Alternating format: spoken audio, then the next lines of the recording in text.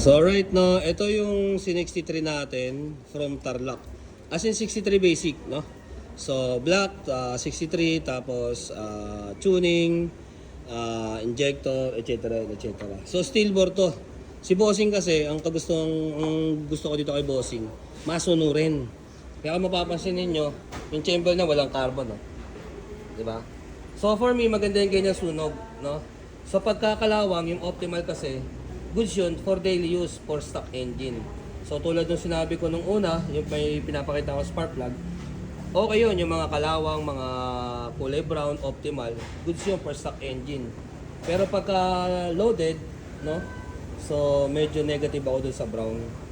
Kasi for me, kulang pa sa gas yun, no? So mas maganda yung ganitong sunog. Ayan. Mas may power. Ika nga, more gas, more power, no? So, ang kagandahan dito, ito, steel bore, no?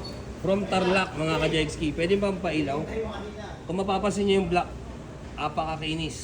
Steel bore to, mga ka-Jegski, ah. Steel bore, ayan, ah. Diba? So, wala siyang kahit anong hairline or tama. Bakit? Kasi talagang sinunod ni Bossing yung 40-50 na takbo. So first 500 to. Ngayon, bakit baklas yung makina, mga ka-Jegski? Kasi i-headworks na natin, no? I-headworks na natin siya. Ibig sabihin, ipoport na natin yung kanyang intake at saka exhaust. So kung makikita niyo, walang galaw, no? So bakit di natin ginalaw? Kasi pinoproteksyonan natin yung gawa natin at syempre yung motor nung may-ari. Kasi pagka ito pwede namang ipoport din na agad natin, no? So, depende kasi sa mekaniko.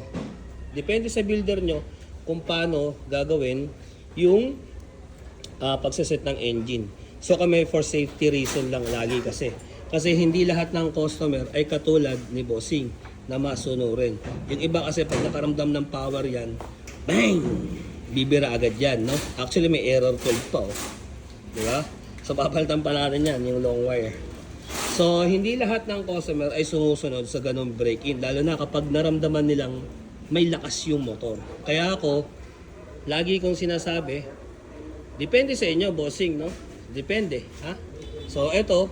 So, willing naman si boss, kaya late na natin headworks. Nung una kasi, ayaw niya talagang pa-headworks to. So, mas gusto niya yung safe lang. Para lang siyang nag-63, tapos lahat basic na, no? So, ngayon, papa-headworks niya na. Kasi naramdaman na ni Bossing yung power. At bilib ako. So talagang sinunod niya kung ano yung mga sinabi ko. Kaya ang ganda. Ang ganda nung cylinder wall nung kinabit nating steel bore, mga ka-Jegski. Alright? So sa mga magpapa 63, depende po yan, no? Usap tayo dito. Okay? Let's go. Brut brut.